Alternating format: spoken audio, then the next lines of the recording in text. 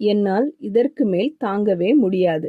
கிறிஸ்துவுக்குள் பிரியமானவர்களே, சில நேரங்களில் வாழ்க்கை நம்மை முழுவதும் சோர்வடைய செய்யும். கடைசி 2 மாதங்களாக என் இரட்டை குழந்தைகள் தொடர்ந்து நோயால் அவதிப்படுகிறார்கள். அவர்கள் அமைதியாகவே இருக்கவே மாட்டார்கள். இரவும் தூங்க மாட்டார்கள்.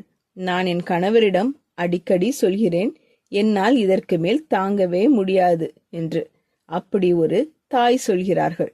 நம்மில் ஒவ்வொருவரும் இது போதும், இதற்கு மேல் முடியாது என்று தோன்றும் தருணங்களை சந்தித்திருக்கிறோம். ஆனால் ஒரு உண்மை இருக்கிறது. நாம் தேவன் அழைத்த வாழ்க்கையில் நடந்து கொண்டிருக்கிறோம் என்றால் நாம் தொடர முடியும். ஏனெனில் தேவன் சொல்கிறார், என் கிருபை உனக்கு போதும். இந்த வசனத்தை நாம் பல முறை கேட்டிருக்கலாம்.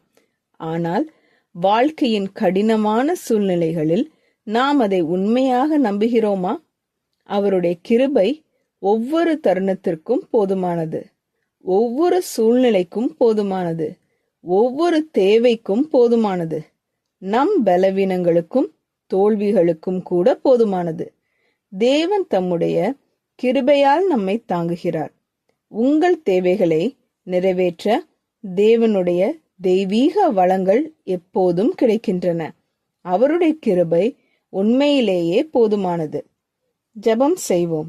எங்கள் அன்பின் பரமபிதாவே, சில நேரங்களில் எங்களால் முடியாது என்று நாங்கள் சோர்வுடன் இருக்கும்போது உம்முடைய கிருபை எங்களுக்கு போதுமானது என்பதை எங்களுக்கு நினைவுபடுத்தும். நாங்கள் தளர்ந்து போகும் நேரங்களில் எங்களை தாங்கி நடத்தும் உமது வல்லமையை எங்களுக்கு தாரும். ஒவ்வொரு தருணத்திலும் உம்முடைய கிருபையை நம்பி முன்னேற உதவி செய்யும்.